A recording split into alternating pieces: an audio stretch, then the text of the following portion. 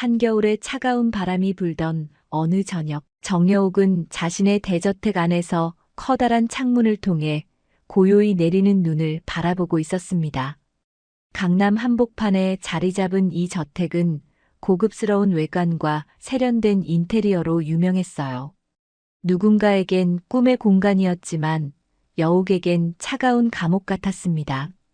화려한 샹들리에, 명품 가구, 세련된 예술품들이 늘어선 거실은 웅장했지만 그 안에는 그녀 혼자뿐이었어요. 그녀의 재산은 한국에서 손꼽힐 정도로 많았어요. 부동산 투자로 번 돈을 주식과 사업으로 굴리며 평생 동안 성공을 쌓아 올렸죠. 사람들은 여옥을 성공의 상징으로 여겼습니다. 그러나 성공과 부를 이룬 것과는 별개로 그녀는 늘 외로움에 사로잡혀 있었습니다. 세상 사람들이 부러워하는 위치에 있었지만 그녀는 그것이 진정한 행복을 가져다 주지 못한다는 걸 잘 알고 있었어요. 여옥이 이렇게 외로운 이유는 단 하나, 그녀의 딸 은주 때문이었어요. 은주는 30년 전 겨우 7살이었을 때 놀이공원에서 실종되었습니다. 그날의 기억은 아직도 그녀를 잠 못 이루게 했죠. 그날은 여옥이 바쁜 사업 일정 중 딸과 함께 시간을 보내기로 결심했던 드문 날이었어요. 그녀는 서울의 유명한 놀이공원에 은주를 데리고 갔습니다. 은주는 그날 세상에서 가장 행복한 표정으로 놀이기구를 타고 솜사탕을 먹으며 웃었어요. 하지만 그 행복한 순간은 오래가지 못했죠. 잠깐 한눈을 판 사이 은주는 흔적도 없이 사라졌습니다. 경찰에 신고하고 놀이공원 전체를 수색했지만 아무런 소득도 없었어요. CCTV도 목격자도 없었고 은주를 찾으려는 그녀의 노력은 허사로 끝났습니다. 시간이 흐를수록 여옥의 절망은 깊어졌어요. 처음에는 모든 것을 동원해 딸을 찾으려 했습니다. 경찰, 탐정, 심지어 방송사까지 동원했지만 세상은 점점 그녀에게 잔인하게도 포기하라고 속삭이는 것 같았어요. 실종 후 몇 년간 여옥은 딸의 이름만 들어도 울음을 터뜨리곤 했습니다. 하지만 아무리 울어도 돌아오는 것은 고요한 침묵뿐이었어요. 결국 주변 사람들은 잊고 살아야 한다고 조언했지만 여옥은 딸을 완전히 포기할 수 없었어요. 30년이라는 시간이 흐르며 은주의 기억은 점차 희미해졌지만 그 상처는 결코 아물지 않았습니다. 여옥은 딸을 잃은 뒤로 모든 인간관계를 차단했고 일에만 몰두하며 살아왔습니다. 그녀의 시간은 성공을 쫓아가는 것으로 채워졌지만 그 과정에서 정작 자신의 삶은 점점 텅 비어갔어요. 이제는 사업도 안정기에 접어들고 그녀에게 필요한 것은 아무것도 없었습니다. 돈도 명예도 충분했지만 그녀의 마음속 공허함은 날이 갈수록 커져갔어요. 특히 요즘 들어 꿈속에서 은주의 모습이 더 자주 나타나기 시작했습니다. 꿈속의 은주는 늘 여옥을 향해 손을 내밀었지만 여옥은 그 손을 잡지 못한 채 깨어났습니다. 꿈에서 깨면 어김없이 찾아오는 깊은 슬픔과 죄책감은 그녀를 괴롭혔어요. 내가 은주를 더 잘 지켜줬어야 했는데 왜 그날 잠깐 한눈을 팔았을까? 그녀는 스스로를 탓하며 한숨을 내쉬었어요. 그날도 여옥은 텅 빈 집에서 혼자 식사를 준비하려다 결국 요리할 기운조차 없어 컵라면을 뜯고 있었습니다. 그녀는 이런 생활을 반복하며 스스로 고립되고 있음을 알고 있었지만 그 고립이 오히려 편하다고 느꼈습니다. 그러나 그 순간 전화벨이 울렸어요. 여옥아, 너 이렇게 계속 집에만 있으면 정말 병난다니까? 내가 아는 작은 식당이 있는데 아주 분위기가 좋아. 맛도 좋고 사람들도 친절해. 오늘은 나랑 같이 가자. 처음에는 거절하려 했던 여옥이었지만 민정의 끈질긴 설득에 못 이겨 결국 약속을 잡게 되었어요. 몇 시간 후 민정의 차를 타고 도착한 곳은 강남의 화려한 거리에서 조금 벗어난 한적한 골목이었습니다.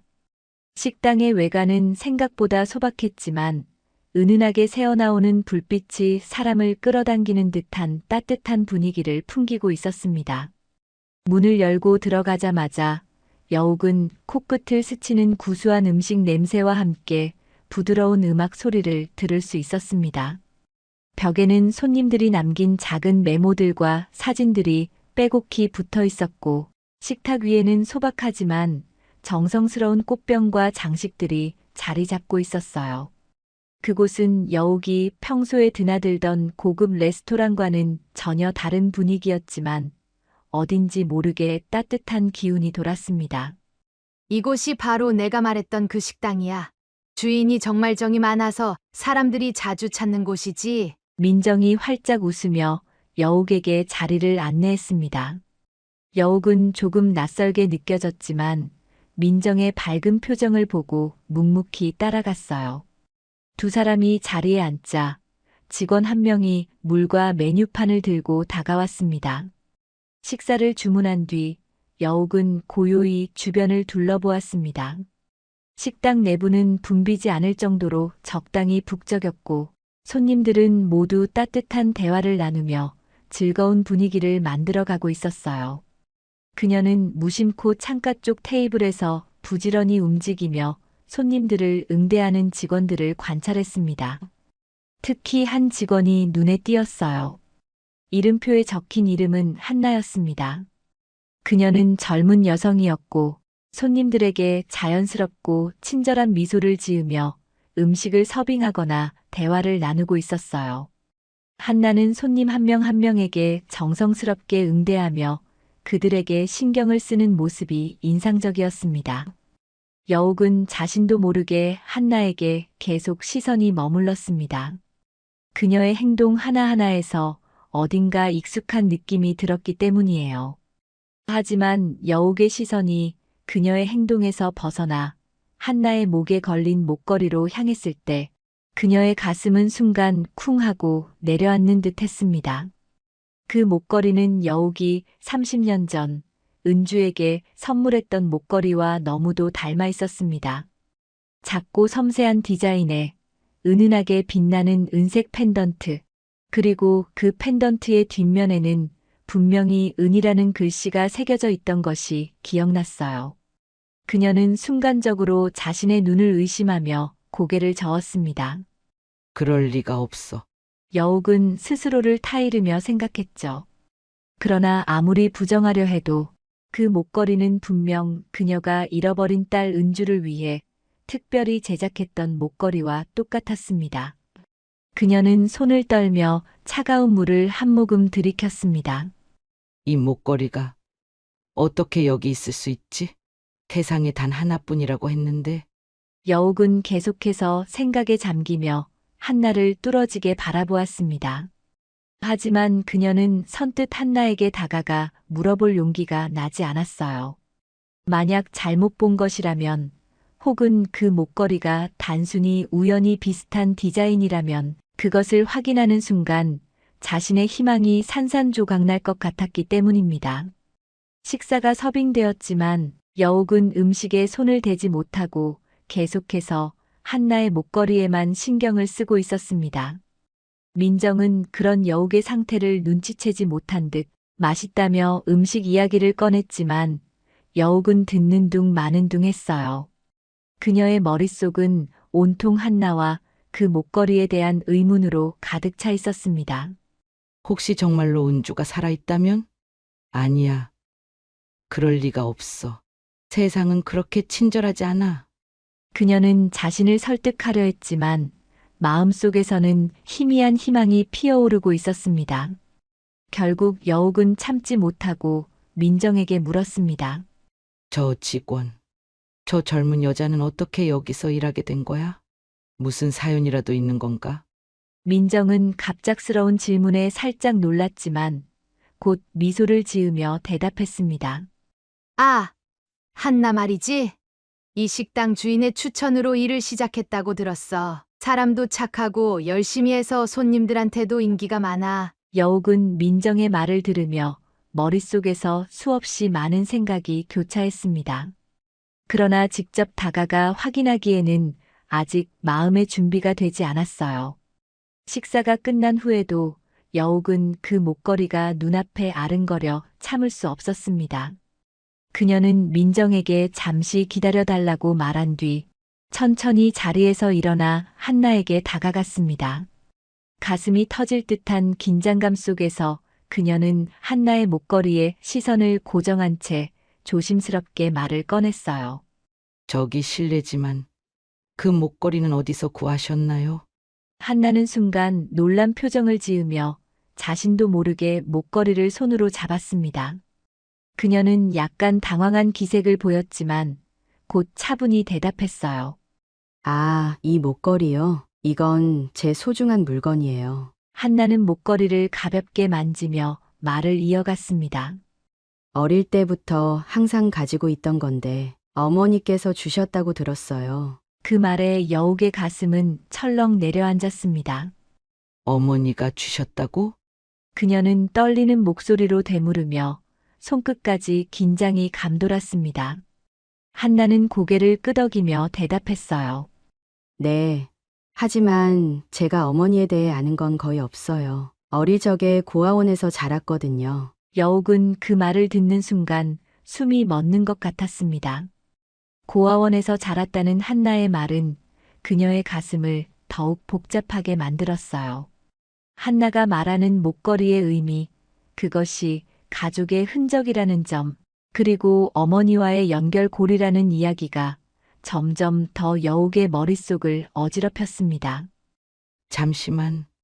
여옥은 떨리는 손으로 자신의 가슴을 누르며 천천히 심호흡을 했습니다. 그리고 조심스럽게 물었습니다. 혹시 그 목걸이 내가 가까이서 봐도 괜찮을까? 한나는 약간 망설이는 듯 했지만 여옥의 간절한 표정을 보고 목걸이를 들어보였습니다. 여옥은 손을 떨며 한나가 내민 목걸이를 자세히 들여다보았습니다. 그녀가 가장 두려워했던 동시에 가장 기대했던 모습이 목걸이에서 확실히 보였습니다. 문양의 섬세한 곡선, 은은한 광택, 그리고 펜던트 뒷면에 손으로 새겨 넣었던 작은 글자 은까지. 그것은 분명히 30년 전 은주를 위해 그녀가 맞춤 제작했던 목걸이였습니다.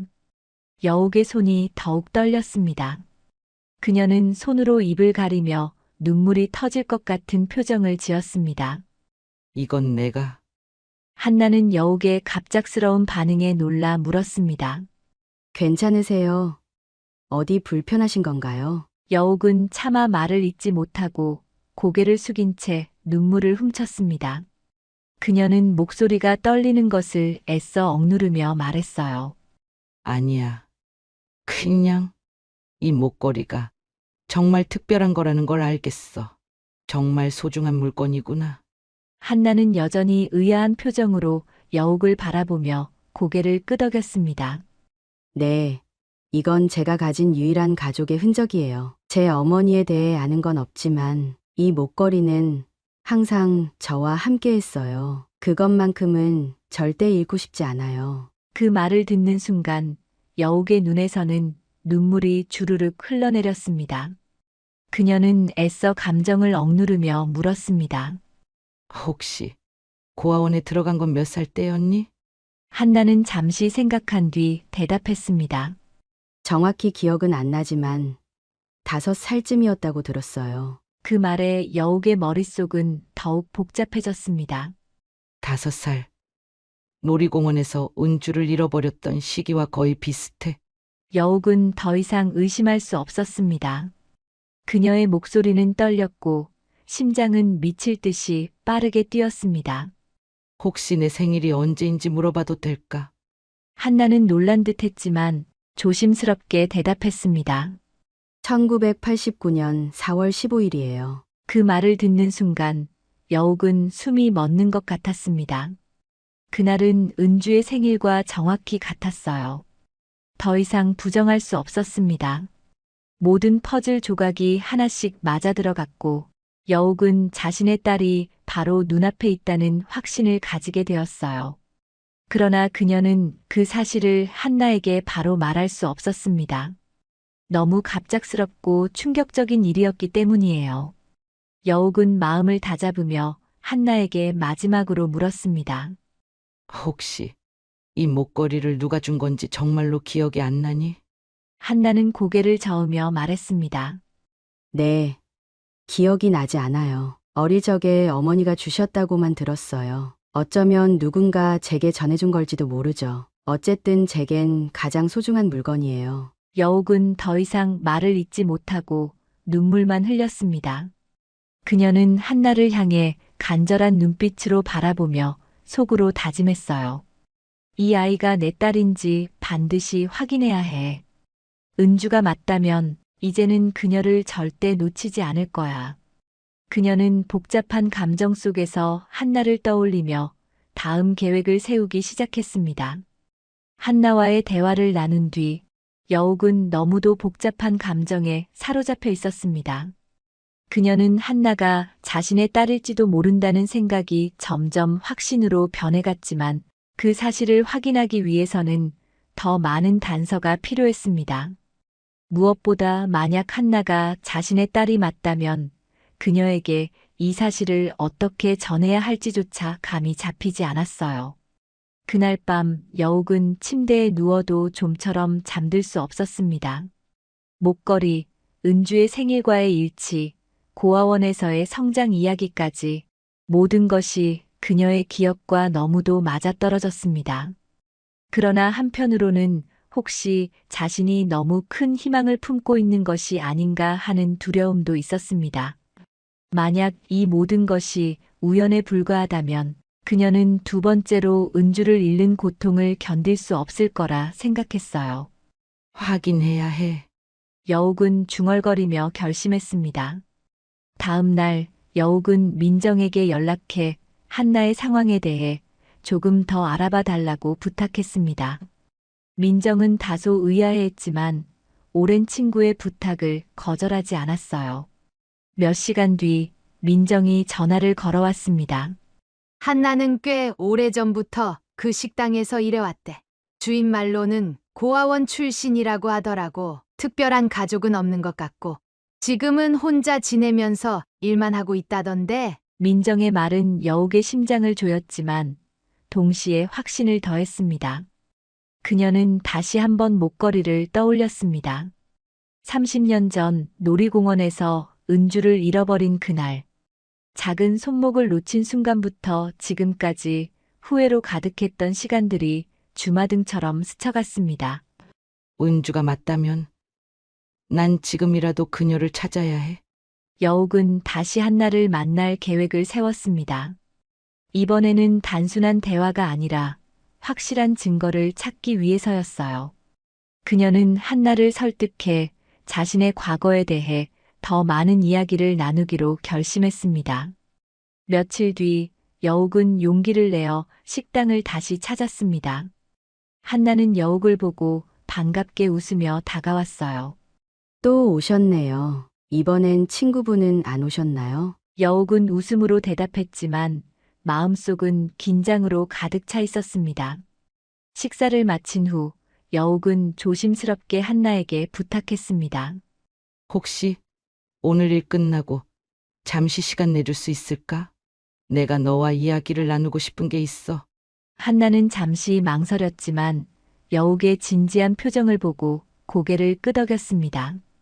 네, 물론이죠. 일 끝나고 뒷정리만 마치면 괜찮아요. 저녁이 되자 두 사람은 식당 근처의 작은 카페에서 마주 앉았습니다. 여욱은 한나가 자신을 경계하지 않도록 최대한 부드럽게 이야기를 꺼냈습니다. 한나야, 너는 어릴 적 기억이 조금이라도 나니? 한나는 고개를 저으며 답했습니다. 아니요. 저는 5살 이전의 기억은 전혀 없어요. 제가 고아원에 처음 들어갔던 시점부터 기억이 조금씩 남아있는 정도예요. 그녀는 잠시 멈췄다가 덧붙였습니다. 하지만 이상하게도 목걸이를 볼 때마다 뭔가 따뜻하고 익숙한 느낌이 들어요. 아마 어머니와 관련된 무언가가 아닐까 싶기도 해요. 여욱은 그녀의 말을 듣고 눈물을 삼켰습니다. 한나가 그토록 소중히 여기고 있는 목걸이가 바로 자신이 만든 은주의 목걸이라는 사실이 더욱 명확해졌습니다. 한나야, 혹시 고아원에서 자랄 때 얘 가족에 대해 들어본 적이 있니? 아니요. 고아원에서 제게 가족 이야기를 해준 적은 없었어요. 여옥은 그 말을 듣고 고개를 끄덕이며 한나에게 조금 더 가까이 다가섰습니다. 한나야, 혹시 혈액형 뭐니? 한나는 약간 놀란 듯 고개를 갸웃거리며 대답했습니다. 혈액형은 O형이고요. 그 말을 듣는 순간 여옥은 확신했습니다. 은주의 혈액형이 정확히 일치했기 때문이에요. 그녀는 한나에게 이 모든 것을 바로 말하고 싶었지만 너무 급하게 다가가면 그녀를 놀라게 할까 두려웠습니다. 그래서 여옥은 마지막으로 제안했습니다. 혹시 나와 함께 병원에 가서 간단한 검사를 받아볼 수 있을까? 이건 내 과거를 더 잘 알 수 있는 단서가 될지도 몰라. 한나는 처음엔 의아해했지만 여옥의 간절한 표정을 보고 결국 고개를 끄덕였습니다. 네, 괜찮아요. 저도 사실 제 과거를 더 알고 싶었거든요. 며칠 후 두 사람은 병원을 찾았습니다. 여옥은 DNA 검사를 의뢰하며 긴장된 마음으로 결과를 기다렸습니다. 결과가 나오기까지의 시간은 여옥에게 있어 생애 가장 길고 고통스러운 시간이었어요. 그녀는 결과가 부정적일 경우 어떻게 받아들여야 할지 상상조차 할 수 없었습니다. 하지만 한편으로는 은주가 맞다는 확신이 더욱 강해지고 있었어요. 그리고 드디어 검사 결과가 나왔습니다. 두 분은 99.9%의 확률로 친모녀 관계입니다. 그 순간 여옥은 무너져 내리듯 눈물을 터뜨렸습니다. 여옥은 떨리는 손으로 은주를 꼭 껴안았습니다. 30년이라는 세월 동안 가슴에 묻어두었던 슬픔과 죄책감이 그 순간 모두 터져 나오는 것 같았어요. 미안해. 너무 미안해. 그녀는 은주의 머리를 쓰다듬으며 흐느꼈습니다. 은주는 처음엔 충격에 멍한 표정을 지었지만 곧 여옥의 품에서 조용히 울기 시작했습니다. 그녀의 눈물은 혼란과 슬픔, 그리고 어딘가 모르게 느껴지는 따뜻함이 섞인 감정의 표현이었어요. 그날 이후 은주는 자신의 과거와 진실을 받아들이기 위한 시간이 필요했습니다. 갑작스럽게 등장한 친어머니, 자신이 잃어버린 세월, 그리고 여옥이 가진 엄청난 재산까지 이 모든 것은 그녀에게 있어 너무나도 낯설고 버거운 현실이었습니다. 은주는 혼란스러운 마음으로 여옥에게 물었습니다. 엄마, 왜 지금까지 저를 찾지 못하셨나요? 여옥은 깊은 한숨을 내쉬며 대답했습니다. 정말 최선을 다했지만 널 찾는 일이 이렇게 오래 걸릴 줄 몰랐단다. 30년 전 놀이공원에서 너를 잃어버렸을 때 그날의 기억은 아직도 생생해. 그날 이후로 널 찾기 위해 모든 방법을 동원했어. 경찰, 탐정, 심지어 방송까지. 하지만 아무도 내 소식을 알지 못했고 시간이 흐르면서 신락 같은 희망마저 사라져 갔단다. 은주는 그 말을 듣고 고개를 숙였습니다. 저는 아무 기억이 없어요. 고아원에서 처음 지내던 때부터 제 인생이 시작된 것 같아요. 하지만 이 목걸이만큼은 늘 저와 함께 했어요. 어딘지 모르게 따뜻한 느낌이 들었고, 그게 어머니와 연결된 유일한 끈이라고 생각했어요. 여옥은 은주의 말에 눈물을 흘리며 고개를 끄덕였습니다. 내가 널 위해 만든 목걸이야. 널 잃어버렸을 때도 그 목걸이가 너를 지켜줄 거라고 믿었는데 너에게 그렇게 의미 있는 물건으로 남아있다니 정말 다행이다. 두 사람은 점점 더 많은 이야기를 나누기 시작했습니다. 여옥은 은주가 실종된 후 자신의 삶이 어떻게 변했는지 이야기했어요. 너를 잃어버리고 난 후 나는 더 이상 엄마로서의 역할을 할 수 없었어. 모든 것을 잃은 기분이었지. 일에만 매달리며 살았고 그저 하루하루를 버티는 게 전부였단다. 은주는 그 말을 듣고 잠시 고개를 끄덕였지만 마음속에서는 복잡한 감정이 소용돌이쳤습니다. 엄마가 저를 찾기 위해 그렇게 노력하셨다는 건 알겠지만 왜 제가 고아원에 있었는지는 아직도 모르겠어요. 제가 놀이공원에서 어떻게 사라진 건지도, 왜 그 후에 아무도 절 찾으러 오지 않았는지도요. 여옥은 은주의 말에 고개를 숙였습니다. 나도 그 이유를 몰라. 그날 너를 잃어버린 이후로 무슨 일이 일어났는지 아무도 알지 못했단다. 놀이공원의 CCTV도 목격자도 없었어. 모든 게 미궁 속에 빠져버렸지. 은주는 깊은 한숨을 내쉬며 말했습니다. 저는 고아원에 있었던 시절이 그저 당연한 것처럼 느껴졌어요. 가끔 엄마가 저를 떠났다는 생각도 했지만 이 목걸이를 볼 때마다 어딘가에는 저를 기다리는 사람이 있을 거라고 믿었어요. 여옥은 은주의 손을 꼭 잡으며 말했습니다. 이제는 알잖니? 내가 널 얼마나 기다려왔는지. 이제 우리가 함께라면 너의 잃어버린 기억과 세월을 되찾을 수 있을 거야. 은주는 자신의 감정을 천천히 정리하기 위해 노력했어요. 한편으로는 기쁨이 있었지만 다른 한편으로는 자신이 어머니와 함께할 수 있었던 긴 시간을 잃어버렸다는 사실이 가슴 아팠습니다. 엄마, 저는 우리가 이렇게 다시 만난 게 기적 같아요. 하지만 제가 정말 엄마의 딸로서 이 시간을 보낼 준비가 되어 있는지 모르겠어요. 여옥은 그녀를 다독이며 말했습니다. 천천히 하면 돼, 은주야. 넌 이미 오랫동안 혼자서 너무 많은 걸 감당했잖니. 이제부터는 나와 함께 나누자. 서두를 필요 없어. 내가 너를 위해 기다려줄게. 두 사람은 그날 이후 매일 조금씩 서로에 대해 알아갔습니다. 여옥은 은주가 좋아하는 음식, 취미, 생활 습관 등을 알기 위해 노력했고, 은주는 여옥이 자신을 위해 해준 희생과 노력을 이해하려 했습니다. 하지만 은주의 실종 당시의 미스터리와 그녀가 고아원으로 보내진 이유는 여전히 풀리지 않은 숙제로 남아 있었습니다. 여옥은 말했습니다. 너가 어떻게 고아원에 가게 되었는지 꼭 알아내고 싶구나. 그 진실을 찾는 게 너와 나 모두에게 필요할 것 같아. 은주는 잠시 생각에 잠긴 뒤 고개를 끄덕였습니다.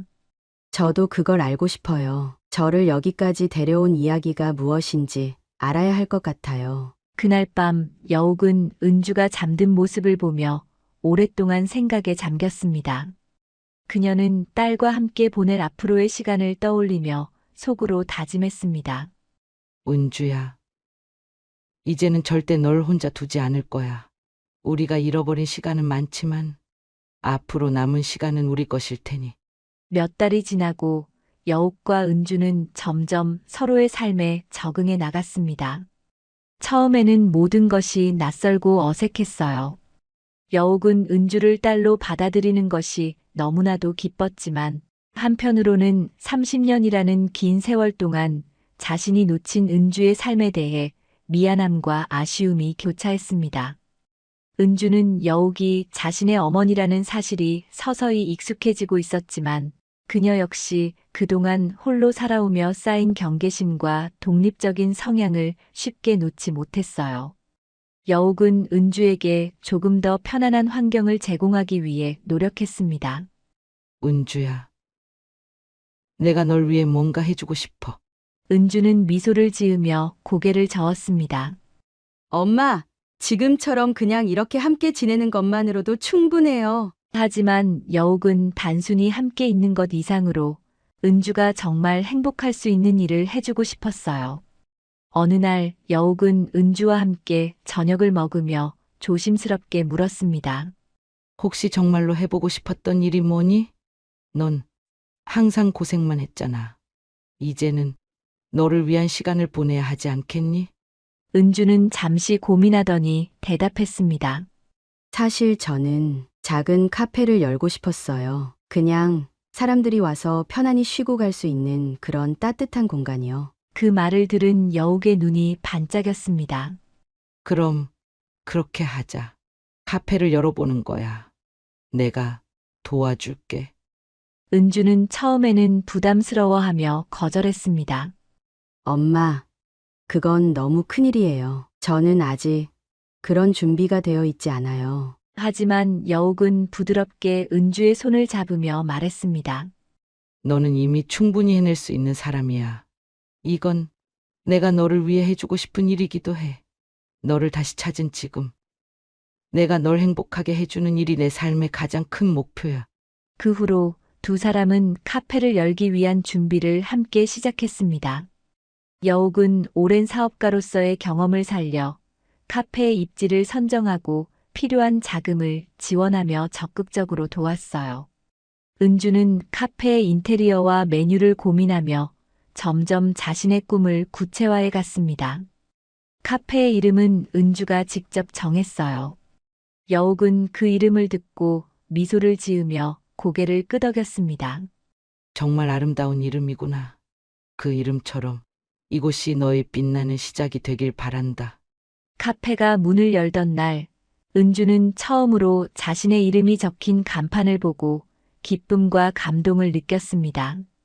엄마, 정말 감사합니다. 제가 이런 날을 맞이할 줄은 몰랐어요. 여욱은 따뜻하게 웃으며 대답했습니다. 고마워할 건 없어. 이건 너가 스스로 만들어낸 꿈이야. 난 단지 너가 그 꿈을 이룰 수 있도록 옆에서 도왔을 뿐이란다. 카페는 예상보다 더 큰 사랑을 받기 시작했습니다. 은주의 따뜻한 성격과 정성 들인 메뉴, 그리고 카페의 편안한 분위기는 손님들에게 빠르게 입소문이 퍼졌습니다. 손님 중 몇몇은 은주의 과거 이야기를 알고 있었고, 그녀가 지금의 자리까지 오기 위해 얼마나 노력했는지를 높이 평가하며 응원해 주었어요. 은주는 그런 응원에 힘을 얻으며 더욱 열심히 카페를 운영해 갔습니다. 여욱과 은주는 카페가 안정적으로 자리 잡아갈수록 점점 더 많은 시간을 함께 보낼 수 있었습니다. 두 사람은 잃어버린 시간을 보상하기 위해 매일을 소중히 여기며 보냈어요. 때로는 함께 아침을 먹으며 이야기를 나누었고, 때로는 은주가 직접 만든 디저트를 여욱에게 선보이며 웃음꽃을 피웠습니다. 은주는 점차 마음을 열며 여욱과의 관계를 더 깊게 만들어갔습니다. 그녀는 이제 자신이 혼자가 아니며 진정으로 자신을 사랑해주는 가족이 있다는 사실을 받아들였어요. 은주와 여욱은 식당의 작은 주방에서 우연히 발견된 목걸이가 결국 두 사람을 연결하는 운명의 열쇠가 되었다는 것을 자주 떠올렸습니다. 여욱은 은주에게 말했습니다. 만약 그날 너의 목걸이를 못 봤다면 우린 이렇게 다시 만나지 못했을 거야. 그 목걸이가 우리를 이어준 끈이었어. 은주는 목걸이를 가만히 손으로 만지며 대답했습니다. 저도 그래요. 이 목걸이는 항상 제게 어떤 의미가 있을 거라고 믿었거든요. 그 믿음이 틀리지 않았다는 게 너무 기뻐요. 어느 날 두 사람은 카페 문을 닫고 함께 밤하늘을 바라보며 대화를 나누었습니다. 은주는 조용히 여욱에게 물었습니다. 엄마, 이제는 우리 정말 행복해질 수 있겠죠? 여욱은 은주를 바라보며 따뜻한 미소를 지었습니다. 물론이지. 은주야. 우리가 함께라면 뭐든 할 수 있어. 행복은 지금 이 순간부터 시작되는 거야. 그날 밤 여욱과 은주는 서로를 위해 잃어버린 시간을 넘어 새로운 길을 만들어 가겠다는 다짐을 했습니다. 그들의 삶은 이제 과거의 아픔을 딛고 희망과 사랑으로 가득 찬 새로운 시작을 향해 나아가고 있어요. 두 번째 이야기. 서연은 좁디 좁은 원룸에서 혼자였어요. 탁자 위엔 밀린 서류 더미와 커피잔, 바닥에는 며칠째 치우지 않은 쓰레기가 널브러져 있었죠. 탁상 시계가 새벽 2시를 가리키는 순간 서연은 무력하게 머리를 감싸 쥐었어요. 직장에서는 연일 실적 압박이 쏟아졌고 얼마 전에는 몇 년 동안 만나온 연인과도 헤어졌어요. 그녀의 삶은 끝없는 패배의 연속 같았어요. 삶은 점점 서연을 압박하고 있었어요. 모든 것이 어그러진 느낌이었죠. 탁자 위에 놓인 커피는 이미 식어 있었어요. 그녀는 한 모금 마시려다 멈췄어요. 입술에 닿은 차가운 잔은 그녀의 마음처럼 싸늘했어요. 휴대폰은 한쪽 구석에서 무음으로 놓여 있었어요. 몇 시간 전 연인과의 마지막 대화가 떠올랐어요. 이제 더 이상 우리에게 미래가 없는 것 같아. 그 한마디가 그녀의 심장을 철렁 내려앉게 했어요. 눈물조차 나오지 않는 공허한 이별이었어요. 회사도 다르지 않았어요. 이번 프로젝트도 실패하면 어렵겠어요. 상사의 말이 날카롭게 가슴에 꽂혔어요. 매일 밤 그녀는 실적 보고서를 붙잡고 씨름했죠.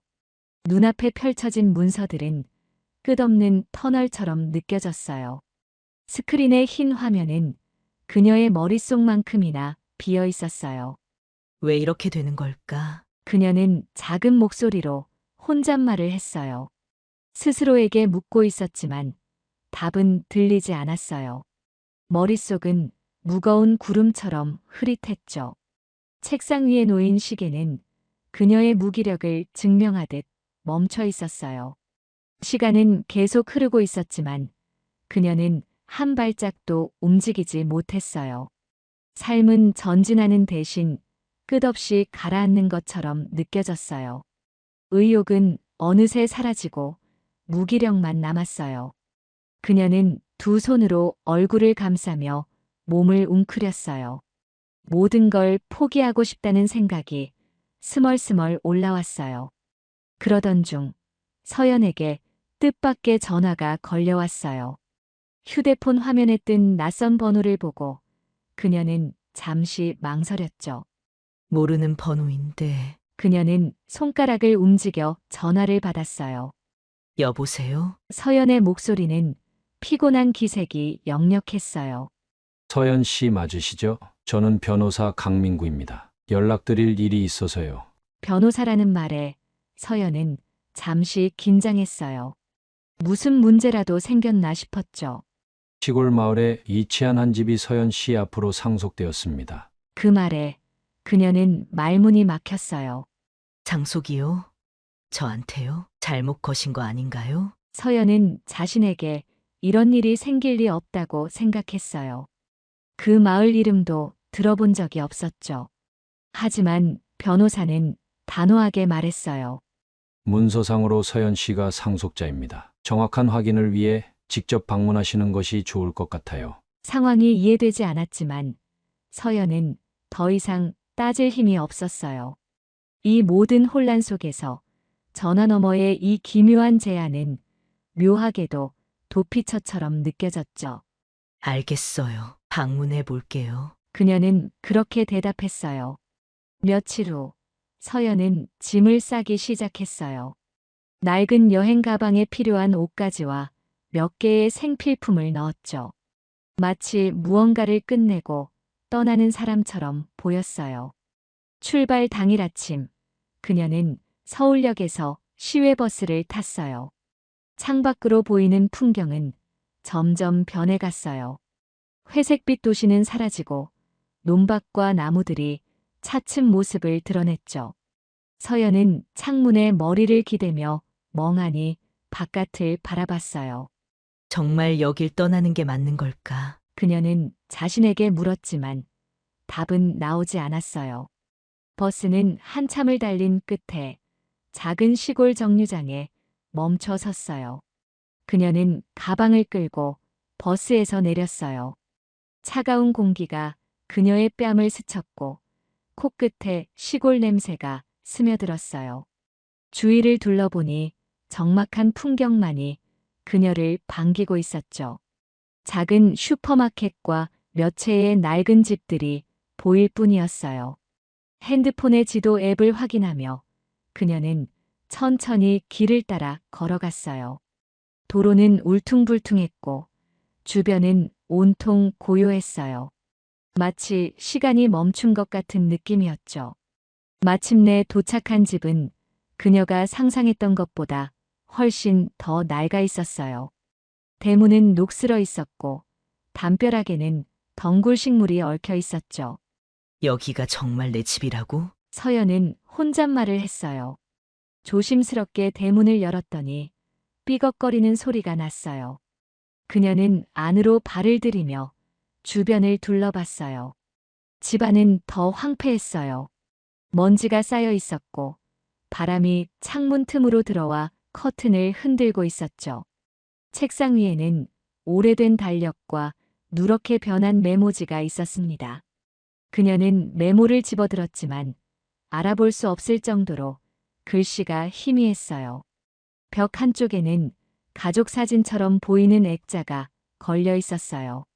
사진 속 사람들은 웃고 있었지만 서연은 그들 중 누구도 기억나지 않았어요. 대체 이 집은 누구의 것이었을까? 그녀는 중얼거렸어요. 저녁이 되자 집은 더욱 을씨년스러워졌어요. 밖은 어둑어둑했고 주변에서는 바람 소리와 풀벌레 소리만 들렸죠. 서연은 편의점에서 사온 김밥을 간단히 먹고 집안을 정리하기 시작했어요.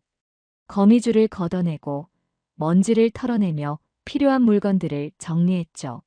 여기서 며칠만 버티면 돼. 그녀는 스스로 다짐했어요. 이 집을 정리하고 변호사에게 연락한 뒤 다시 서울로 돌아갈 생각이었죠. 그러나 마음 한구석에서는 이상하게도 이 집이 자신과 연결된 곳이라는 느낌이 들었어요.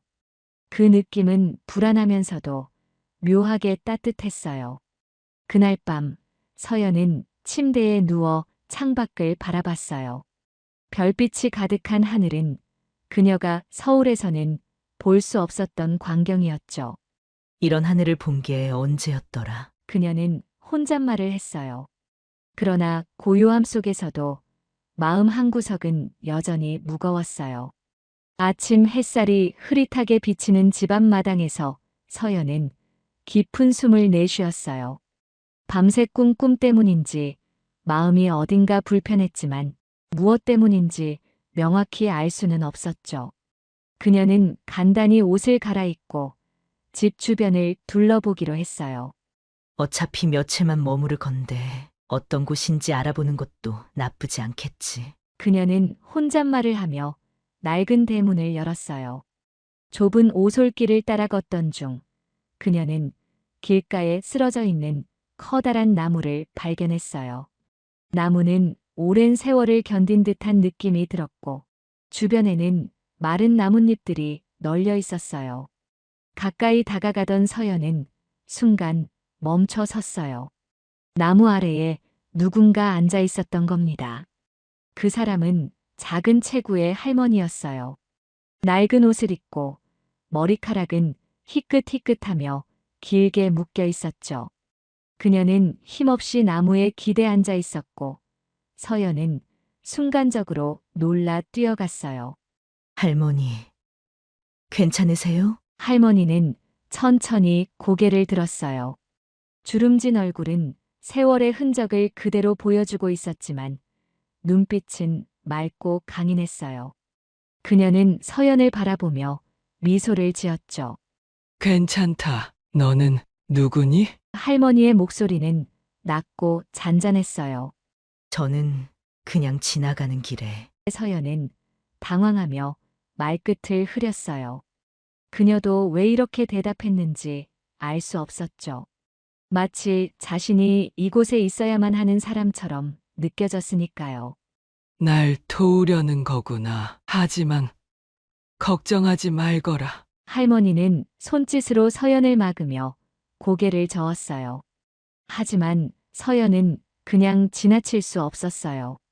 할머니의 모습을 보니 혼자 두는 게 마음에 걸렸죠. 그래도 여기 계시면 위험해요. 저희 집이 근처인데 일단 거기서 쉬세요. 서연은 할머니를 부축하며 집으로 데려왔어요. 낯선 사람을 집 안으로 들이는 건 어색했지만 이 상황에서 딱히 다른 방법이 떠오르지 않았죠. 할머니는 그녀의 도움을 받으며 말없이 걸었어요. 집에 도착하자 서연은 물 한 잔을 건네며 할머니를 의자에 앉혔어요. 할머니, 어디서 오신 거예요? 이 근처에 사세요? 할머니는 서연을 빤히 쳐다보며 천천히 물을 마셨어요. 그리고 한참을 침묵하더니 이렇게 말했죠. 내 이름은 서연이구나. 서연은 깜짝 놀랐어요. 제 이름을 어떻게 아세요? 너를 알고 있다. 오래전부터. 할머니는 차분히 대답했어요. 서연은 그 말을 이해할 수 없었어요. 저를 안다고요? 어떻게요? 저는 할머니를 처음 뵀는데 그럴 거다. 넌 기억하지 못하겠지. 할머니는 작은 미소를 지으며 손으로 탁자를 쓸었어요. 그 동작에는 어떤 의미가 담긴 듯 했죠. 기억하지 못하다니요? 저를 잘못 아시는 거 아니에요? 서연은 당황하며 다시 물었어요. 하지만 할머니는 더 이상 대답하지 않았어요. 대신 그녀의 말투에는 묘한 확신이 느껴졌죠. 서연은 더 묻고 싶었지만 할머니의 태도에 압도된 채 입을 다물었어요. 무언가를 더 알게 될까봐 두려운 기분도 들었죠. 할머니, 배 안 고프세요? 뭐라도 드셔야 할 텐데. 할머니는 조용히 고개를 저었어요. 괜찮다. 너만 있으면 충분하다. 그 말에 서연은 다시 한번 어리둥절했어요. 이 낯선 할머니가 왜 자신에게 이런 말을 하는지 도무지 이해할 수 없었죠. 하지만 그녀는 더 묻지 않고 할머니가 편히 쉴 수 있도록 담요를 가져다 주었어요. 할머니는 집안을 둘러보며 무언가를 찾는 듯한 눈빛을 보였어요. 오래된 가구와 벽에 걸린 사진을 천천히 훑었죠. 그리고는 벽에 걸린 낡은 시계를 가리키며 물었어요.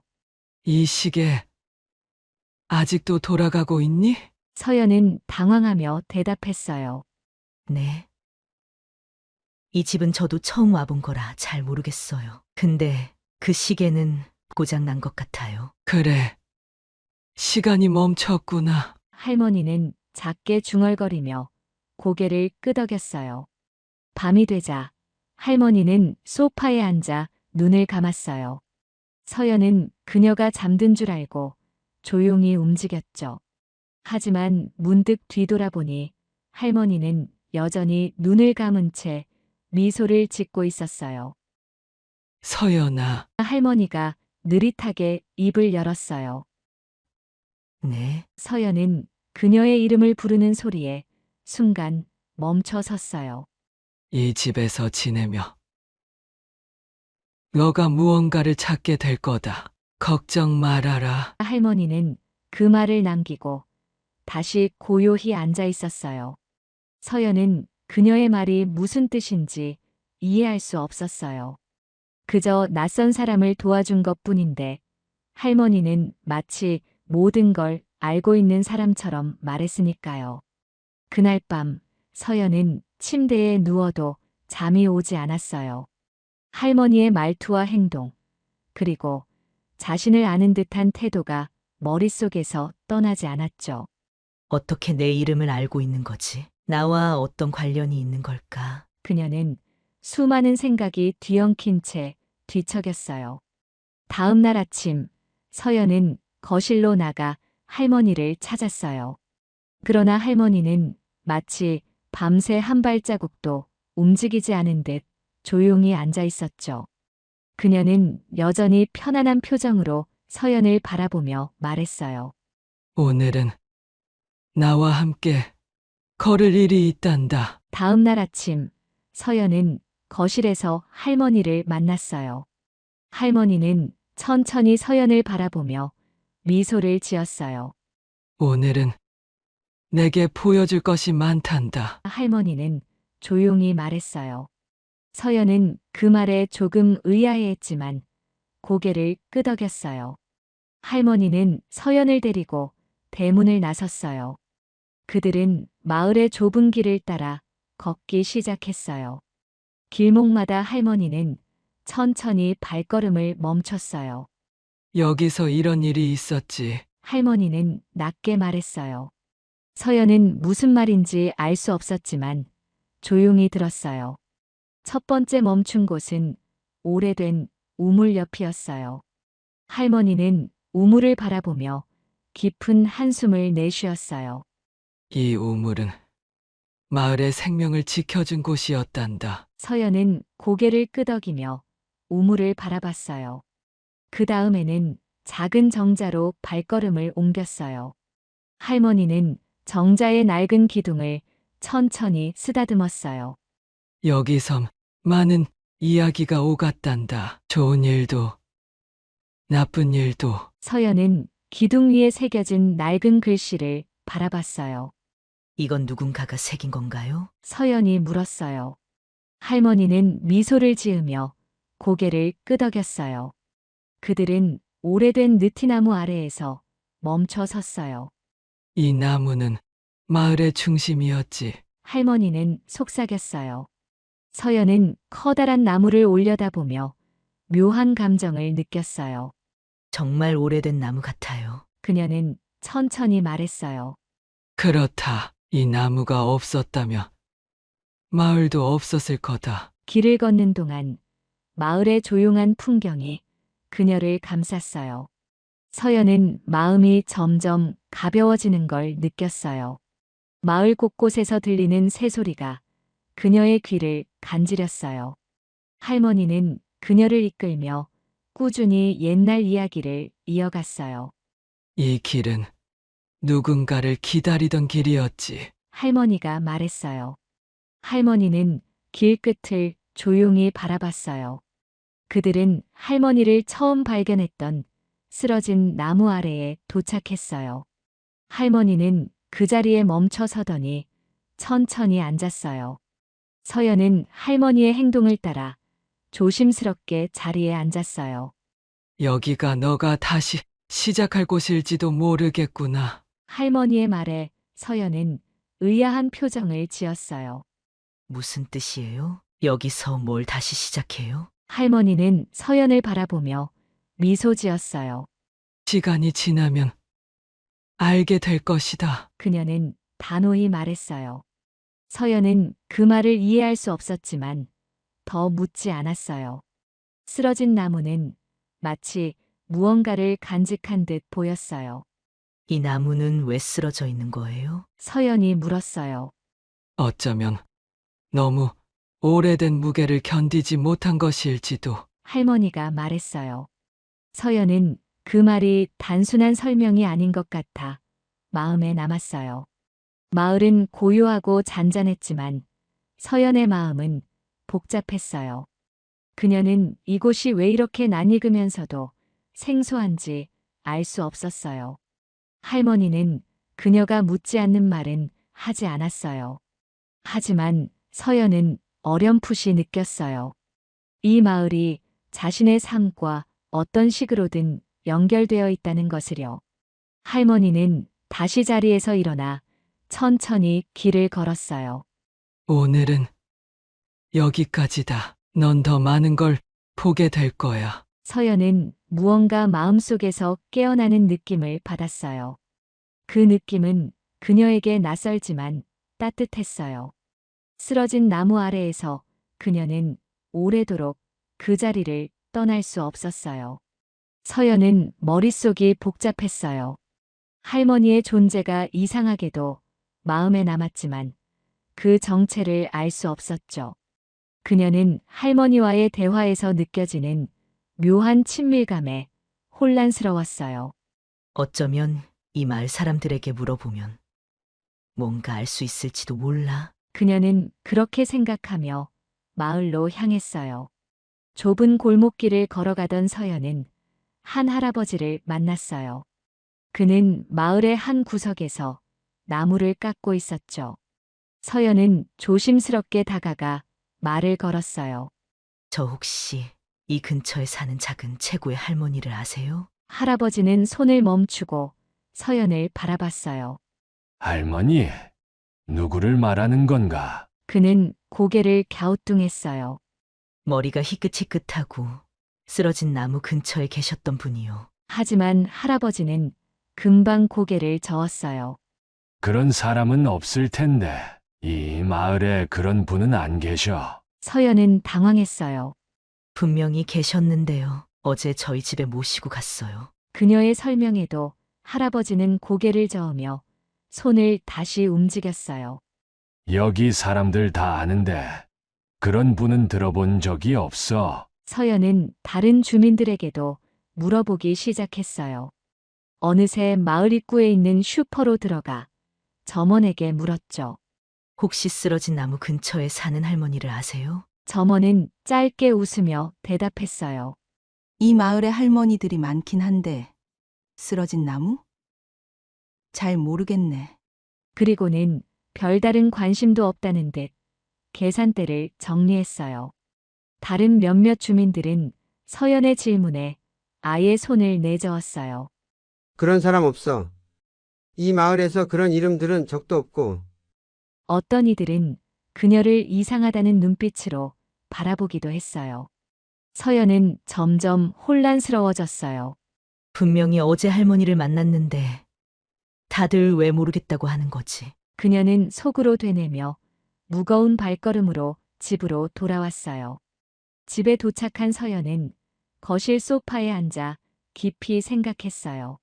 할머니의 정체는 무엇일까?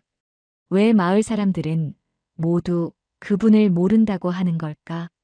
그녀는 더 이상 참을 수 없었어요. 할머니에게 직접 묻기로 결심했죠. 할머니, 여기 계세요? 서연은 할머니를 찾았어요. 할머니는 마당에서 작은 나무가지를 만지작거리고 있었어요. 서연은 다가가 진지하게 물었어요. 할머니, 왜 마을 사람들은 할머니를 모른다고 하죠? 할머니는 멈추지 않고 가지를 만지며 조용히 말했어요. 그럴 거다. 그들은 나를 기억하지 못할 테니까. 서연은 그 말에 더 혼란스러워졌어요. 기억하지 못하다니요? 대체 무슨 말씀이세요? 할머니는 천천히 고개를 돌려 서연을 바라봤어요. 내가 이곳에 온 이유를 너가 이해하려면 조금 시간이 걸릴 거다. 이곳에 온 이유요? 그게 뭔데요? 서연은 목소리가 떨리며 물었어요. 너가 여기에 온 것도 내가 너를 만난 것도 그냥 우연은 아니란다. 할머니의 말은 더 이상하지 않게 들렸어요. 마치 무언가 진실을 알고 있는 사람처럼 말했죠. 할머니의 말을 따라 서연은 집안을 탐색하기로 했어요. 할머니가 대체 무슨 이야기를 하려고 하는 걸까? 그녀는 오래된 서랍장과 벽장들을 열기 시작했어요. 먼지가 가득한 공간에는 오래된 물건들이 쌓여 있었죠. 서연은 서랍 한 구석에서 작은 나무 상자를 발견했어요. 상자를 열어보니 낡은 사진 몇 장이 들어 있었죠. 그중 한 장에는 젊은 시절의 부모님이 마을 앞에서 찍은 사진이 있었어요. 이 사진은 우리 부모님. 그녀는 사진을 손에 들고 자세히 들여다봤어요. 사진 뒤에는 필체가 고운 글씨로 이렇게 적혀 있었어요. 1988년 여름. 이게 무슨 뜻이지? 부모님이 이 말과 관련이 있었다고? 서연은 순간 숨이 멎을 것 같았어요. 그녀는 사진과 함께 들어있던 편지도 꺼냈어요. 편지는 짧았지만 의미심장했어요. 이곳에서의 모든 순간은 소중했다. 너가 이곳을 기억해 주길 바란다. 그녀는 편지를 읽으며 가슴이 이상하게 두근거렸어요. 이건 부모님이 쓴 건가? 아니면 다른 누군가가 남긴 건가? 서연은 탐색을 계속했어요. 이번에는 벽장 깊은 곳에서 오래된 인형 하나를 발견했죠. 이건 내가 어릴 때 갖고 놀던 거랑 똑같은데? 그녀는 인형을 손에 들고 살펴봤어요. 인형의 목 부분에는 작은 이름표가 붙어 있었어요. 서연. 정말 내 이름이 적혀 있어. 그녀는 혼란과 함께 묘한 감정이 밀려오는 걸 느꼈어요. 그날 밤 서연은 사진과 물건들을 방 안에 두고 한참을 생각했어요. 부모님이 이 마을과 관련이 있었던 건 맞는 것 같아. 하지만 왜 한 번도 이곳에 대해 말한 적이 없으셨던 걸까? 그녀는 이제 할머니의 말이 무엇을 뜻하는지 조금씩 이해하기 시작했어요. 내가 이 마을과 깊이 얽혀 있다는 건 정말인 것 같아. 하지만 아직 모든 퍼즐 조각이 맞춰지지 않았어요. 그녀는 더 많은 단서를 찾아야 한다는 걸 깨달았죠. 마을에서의 시간이 흐르면서 서연은 점차 변화를 느꼈어요. 처음에는 고요함 속에서 불편함을 느꼈지만 이제는 그 적막함이 자신을 감싸는 듯한 안정감을 주었어요. 도시에서는 늘 쫓기며 살았던 그녀가 처음으로 시간을 천천히 보냈죠. 마당에 핀 작은 들꽃들은 그녀의 눈에 새로운 아름다움으로 다가왔어요. 이런 걸 마지막으로 본 게 언제였지? 그녀는 꽃잎을 만지며 작은 미소를 지었어요. 작은 것들에서 행복을 찾는 법을 잊고 살았다는 걸 깨달았죠. 밤하늘의 별은 도시에서 보지 못한 광경이었어요.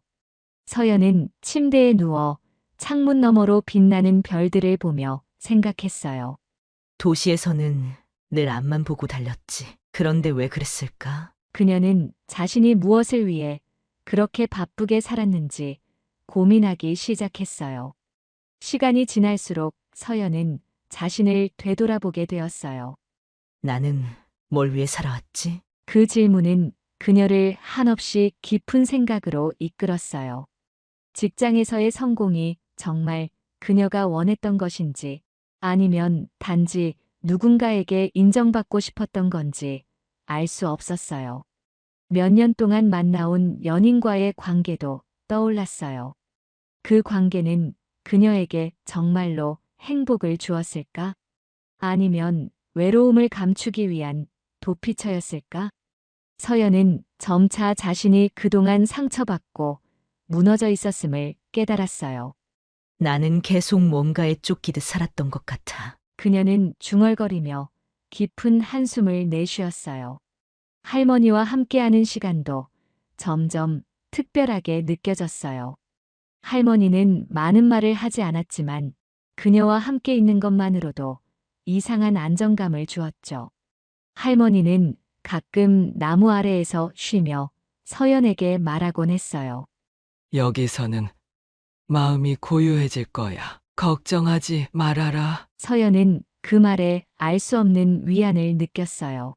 할머니는 왜 이렇게 제 마음을 잘 아시는 걸까요? 그녀는 물었지만 할머니는 대답 대신 미소만 지었어요. 어느 날 서연은 마당에서 자리를 잡고 앉아 있었어요. 손에는 오래된 사진과 어린 시절의 인형이 들려 있었죠. 그 물건들은 자신이 이 마을과 연결되어 있다는 사실을 말해 주었어요. 하지만 정확히 어떻게 연결되어 있는지는 여전히 알 수 없었죠. 그녀는 사진 속 부모님을 오래도록 바라보았어요. 왜 이 마을에 대해 한 번도 말씀하지 않으셨을까? 서연은 부모님이 숨기고 싶었던 무언가가 있었을지도 모른다고 생각했어요. 그 의문은 그녀를 멈추지 못하게 했고, 그녀는 더 깊이 이 마을과 자신에 대해 알고 싶어졌어요. 며칠 뒤 서연은 마을의 느리지만 안정적인 리듬에 점점 적응했어요. 아침이면 새소리를 들으며 일어나고 오후에는 마당의 오래된 의자에 앉아 따뜻한 햇볕을 쬐었어요.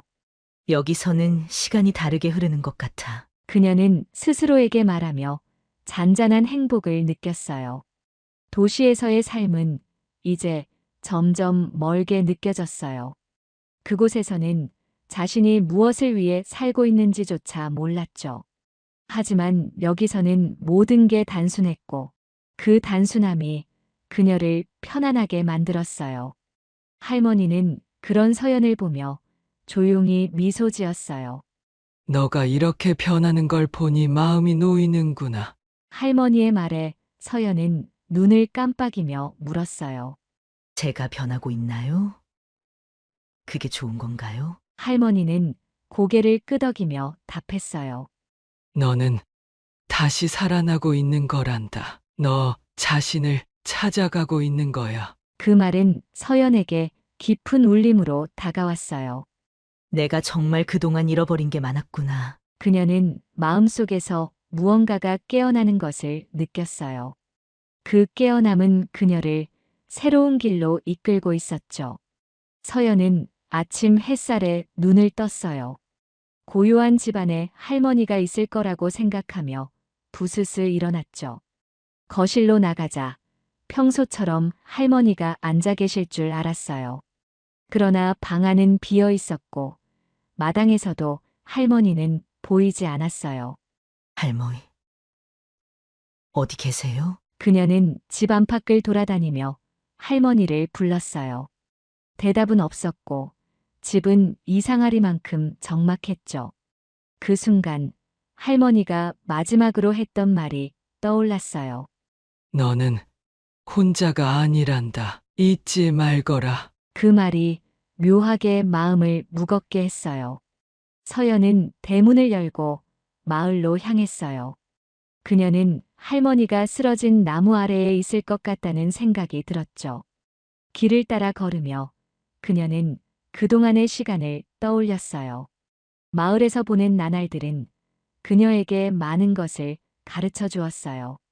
도시에서는 미처 깨닫지 못했던 것들, 삶의 단순함과 따뜻함을 다시 느끼게 해준 시간이었죠. 그리고 무엇보다 할머니의 말들은 그녀의 마음을 울리며 깊은 울림을 남겼어요. 쓰러진 나무가 보이자 서연의 발걸음이 느려졌어요. 그 나무는 처음 봤을 때와 다를 바 없었지만 이제는 그녀에게 다른 의미로 다가왔어요. 서연은 천천히 나무 아래에 섰어요. 그녀는 나무를 가만히 쳐다보며 손을 뻗었어요. 거칠고 오래된 나무 껍질을 손끝으로 느끼며 묘한 감정을 느꼈죠. 왜 이렇게 마음이 아플까? 서연은 나무 아래에 조용히 앉아 고개를 떨궜어요. 그녀의 눈가에서 뜨거운 눈물이 흘러내리기 시작했어요. 이곳이 왜 이렇게 중요한 거지? 그녀는 스스로에게 물었지만 답은 돌아오지 않았어요. 그러다 문득 머릿속에서 잊고 있던 기억의 한 조각이 떠올랐어요. 어릴 적 부모님과 함께 찍은 사진 속 배경이 바로 이 나무였다는 걸요. 사진 속에서 부모님은 이 나무 아래에서 서로를 바라보며 웃고 있었어요. 이곳이 그 장소였구나. 서연은 손으로 입을 가리며 눈물을 참으려 했지만 결국 억누르던 감정이 터져 나왔어요. 그녀는 나무 아래에서 한참을 울었어요. 눈물을 흘리며 서연은 할머니의 말을 떠올렸어요. 너가 여기에 온 것도 내가 너를 만난 것도 그냥 우연은 아니란다. 그 말이 이제 조금은 이해되는 것 같았어요. 이 마을, 이 나무, 그리고 할머니와의 만남은 서연이 자신의 삶을 되돌아볼 기회를 주기 위한 것이었죠. 서연은 눈물을 닦으며 천천히 자리에서 일어났어요. 이제 도망치지 않을 거야. 그녀는 나무를 바라보며 작게 속삭였어요. 집으로 돌아온 서연은 짐을 정리하기 시작했어요. 서울로 돌아갈 준비를 하며 그녀는 마음이 달라진 것을 느꼈어요. 돌아가서 뭘 해야 할지 모르겠지만 이번엔 달라질 거야. 그녀는 스스로에게 다짐했어요. 이제 그녀는 더 이상 과거의 아픔과 상처에 얽매이지 않기로 결심했어요. 그녀가 마을에서 배운 것은 상처는 치유될 수 있다는 것이었어요. 그리고 새로운 시작은 언제든 할 수 있다는 희망이었죠. 며칠 후 서연은 짐을 싸서 마을을 떠났어요. 마지막으로 집과 마을을 돌아보며 작은 미소를 지었어요. 그녀는 할머니와의 시간을 기억하며 이곳을 가슴에 품기로 했죠. 언젠가 다시 올게요. 그녀는 혼잣말로 작게 속삭였어요. 서울로 돌아온 서연은 이전과는 다른 사람이 되어 있었어요. 그녀는 더 이상 자신을 몰아붙이지 않기로 했어요. 내가 원하는 건 내가 정하는 거야. 서연은 회사에 복귀하며 새로운 마음으로 일하기 시작했어요. 어느 날 그녀는 책상 위에 놓인 한 장의 사진을 바라봤어요. 그것은 쓰러진 나무 아래에서 찍은 부모님의 사진이었죠. 그 사진은 이제 그녀에게 단순한 과거의 기록이 아니었어요. 그것은 그녀가 다시 시작할 수 있는 용기를 준 기억이었어요. 서연은 사진을 천천히 쓰다듬으며 작게 미소 지었어요. 혼자가 아니야. 할머니가 그렇게 말씀하셨지. 그녀는 마음속으로 할머니에게 조용히 인사를 건넸어요. 이제 서연은 삶을 붙잡고 앞으로 나아갈 준비가 되어 있었어요. 마을에서의 시간은 그녀를 치유했고 할머니와의 만남은 그녀를 다시 일으켜 세웠어요. 기적 같은 변화는 그렇게 시작되었고 그녀는 앞으로의 삶을 스스로 선택하기로 했죠. 삶의 진정한 기적은 그녀 자신이었어요. 그리고 그것을 깨닫게 해준 마을과 할머니에게 서연은 영원히 감사할 거란 걸 알고 있었어요.